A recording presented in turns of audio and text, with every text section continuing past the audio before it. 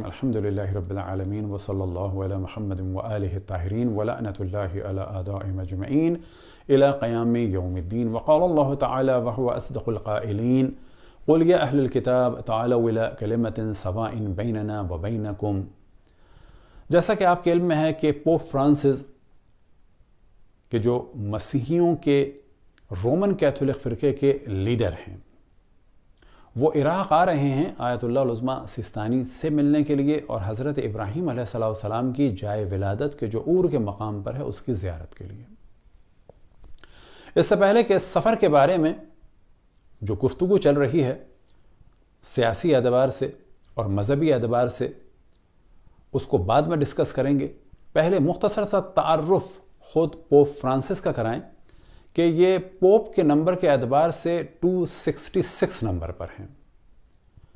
یہ پیدا ہوئے ارجنٹینا میں 1936 میں، اور مارچ 2013 میں یہ پوپ کے عہدے پر فائز ہوئے، جب ان سے پہلے والے پوپ بینیڈکٹ 16 نے فروری 2013 میں استعفیٰ دے دیا تھا، اور وہ تھے جرمنی کے 7 سال تک وہ پوپ رہے، اور ان سے پہلے جو پوپ تھے وہ تھے پولینڈ کے پوپ جان پال II۔ اب یہاں سے ہم گفتگو کرتے ہیں کہ تمام ادیان میں جو سب سے زیادہ پیروکار ہیں دنیا میں وہ ہیں مسیحیت کے یا بالفاظ دیگر عیسائیت کے، اور عیسائیوں میں جو سب سے بڑا فرقہ ہے وہ ہے کیتھولک یا رومن کیتھولک۔ ان کے علاوہ پروٹیسٹنٹ ہیں، اور پروٹیسٹنٹ میں بھی مختلف فرقے ہیں، اور پھر اسی طرح سے جہووا وٹنس، 7 ڈے ایڈوینٹس، اور ایک اور فرقہ ہے کہ جس کو عیسائی عام طور پر عیسائی قبول نہیں کرتے، اور وہ ہیں مورمن۔ لیکن جو سب سے بڑی تعداد ہے وہ ہے کیتھولک کی، اور یہ ہیں کیتھولک کے لیڈر۔ اور جب لیڈر بنتے ہیں تو در حقیقت ان کو ایک سینٹ کا مقام بھی ساتھ میں ملتا ہے، اور یہ ایک بلند مقام ہوتا ہے کہ جسے ہمارے ہاں ترجمے کے طور پہ کہا جا سکتا ہے ولی اللہ۔ اور پھر ان کے عمل کو اور ان کے گفتار کو الہامی عمل اور الہامی گفتار سمجھی جاتی ہے۔ یہ عقیدہ ہے رومن کیتھولک کا۔ اب کسی بھی پوپ کی یہ پہلی ملاقات ہوگی کسی ایک شیعہ مرجع سے، اور وہ بھی ان کے گھر آ کر۔ جتنی بھی ملاقاتیں عام طور پر پوپ کی ہوئی ہیں، چاہے ان کی چاہے ان سے پہلے حضرات کی، وہ مختلف جگہوں پر یا دینی مراکز میں ہوئی ہیں۔ شیعہ علماء بھی جب بھی ملے تو وہ ویٹیکن میں جا کر ملے، لیکن یہ پہلی ملاقات ہوگی جیسے کہ ہم نے توجہ دلائی کہ یہ خود آ رہے ہیں۔ اب اس ملاقات کے بارے میں 2 احتمالات ہیں کہ یہ ملاقات یا تو آیت اللہ سیستانی کے گھر میں ہوگی، یا یہ کہ خود آغا سیستانی حرم مولا امیر المؤمنین تشریف لائیں گے اور وہاں پر ملاقات ہوگی۔ اب اگر یہ ملاقات ہوئی حرم میں تو یہ منفرد ہوگی 2 اعتبار سے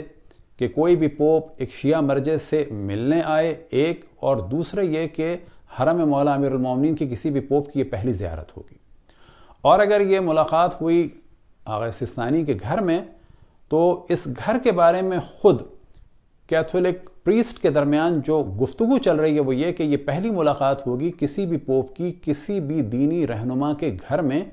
اور اس اعتبار سے بھی یہ منفرد ہوگی کہ اتنے چھوٹے گھر میں کسی سے بھی اب تک ملاقات، یا کتنے اسی چھوٹے مقام پر کہ جو جگہ کے اعتبار سے بہت چھوٹا ہو، اب تک کسی بھی پوپ کی ملاقات کسی سے شاید نہیں ہوئی۔ یہ واضح رہے کہ آیت اللہ سیستانی جس گھر میں رہتے ہیں یہ مدرسے شبر کا وقفیہ گھر ہے، اور اس کا وہ کرایہ دیتے ہیں، اور 50 میٹر اس کے کل اس کا رقبہ ہے۔ اس ملاقات کے جو نتائج نکلیں گے وہ عراق کے لیے اور تمام ادیان کے لیے فائدہ مند ہوں گے، کیونکہ ہم ہمیشہ ڈسکس کرتے ہیں کہ ادیان کے درمیان جو ٹکراؤ ہے یہ سبب بنے گا کہ تمام ادیان کے ماننے والے دہریت کی جانب اور دین سے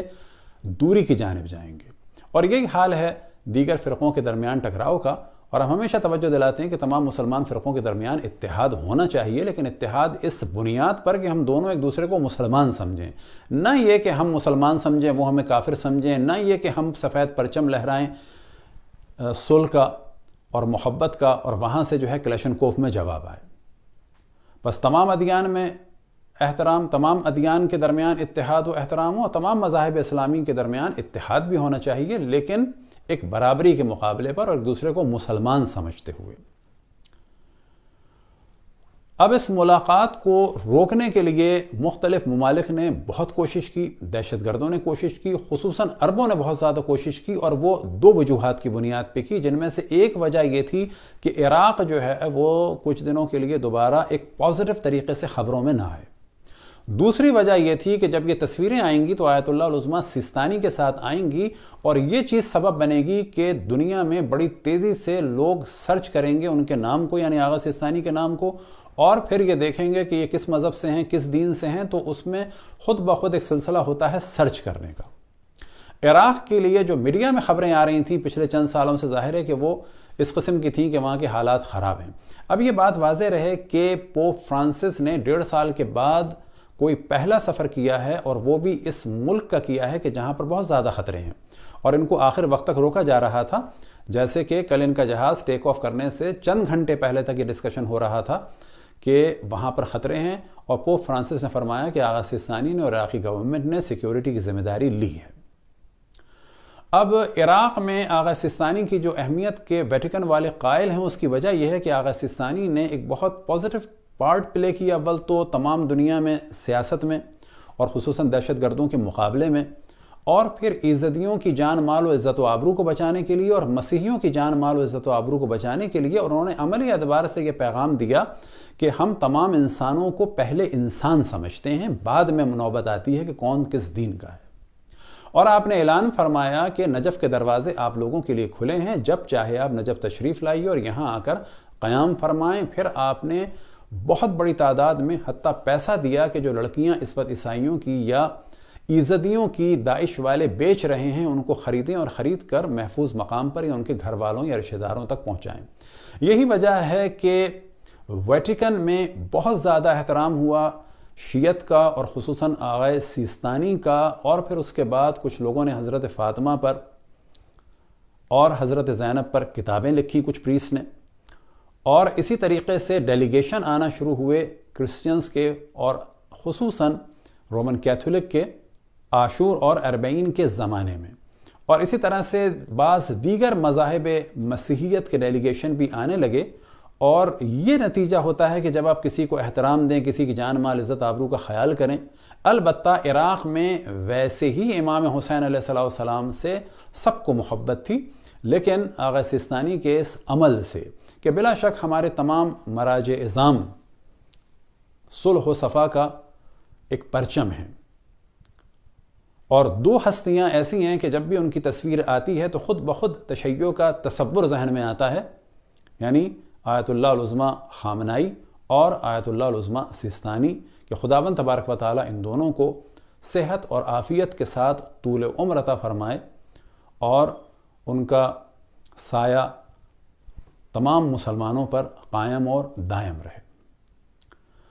اب کیونکہ اس ملاقات سے بہت زیادہ خائف تھے کچھ عرب ممالک، لہذا دہشت گردوں نے بھی دھمکیاں دیں۔ ایک موضوع جو ویٹیکن میں کیتھولک پریسٹ کے درمیان ڈسکس ہوا کہ کسی بھی شیعہ مرکز کا یہ پہلا وزٹ ہوگا جو پوپ کی جانب سے ہو رہا ہے، اور کچھ نے کہا کہ ایک وزٹ سنی مرکز کا 2019 میں، یعنی جامع الازہر کے شیخ احمد طیب سے جب ملاقات ہوئی تو انہوں نے وہاں وزٹ کیا۔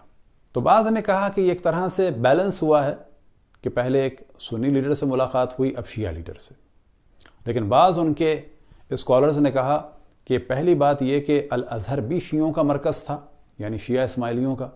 اور دوسری بات یہ کہ شیخ احمد طیب سنیوں کے لیڈر نہیں ہیں، ان کے فتوے پر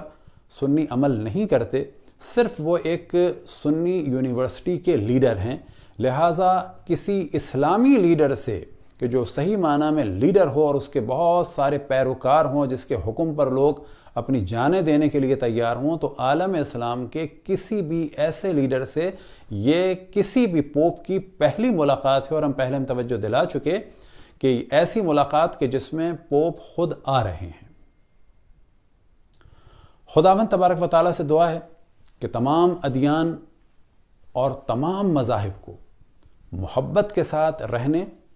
اور اختلافی مسائل کو ڈائلاگ کے ساتھ حل کرنے کی توفیق عطا فرمائے، اور یہ چیز سمجھنے کی توفیق عطا فرمائے کہ اختلافات کو تلوار سے یا قتل عام سے حل نہیں کیے جا سکتے۔ اور اسی طرح سے دعا ہے کہ تمام مسلمان فرقوں میں اتحاد ہو، اور اتحاد کے یہ معنی نہیں ہے کہ سامنے والے کے ہاتھ میں کلیشن کوف ہو اور ہمارے ہاتھ میں سفید پرچم ہو، بلکہ ہم یہ چاہیں گے کہ ان کے ہاتھ میں بھی سفید پرچم ہو، ہمارے ہاتھ میں بھی سفید پرچم ہو، اور ہم بھی انہیں مسلمان کہیں جیسا کہ ہمیشہ کہتے ہیں، اور وہ بھی ہمیں مسلمان کہیں، نہ یہ کہ وہ ہمیں کافر کہیں اور ان کے ہاتھ میں کلیشن کوف ہو اور ہم انہیں مسلمان کہہ کر سفید پرچم لہرا کر صرف اپنی جان دینے کے لیے تیار ہوں۔ یہ اتحاد نہیں ہے، بلکہ اتحاد یہ ہے کہ ہم دونوں ایک دوسرے کو احترام دیں، ہم دونوں ایک دوسرے کو مسلمان سمجھیں، اور ہم دونوں اختلافی مسائل کو علمی طریقے سے ڈسکس کریں۔ وصلی اللہ علی محمد وآلہ الطاہرین۔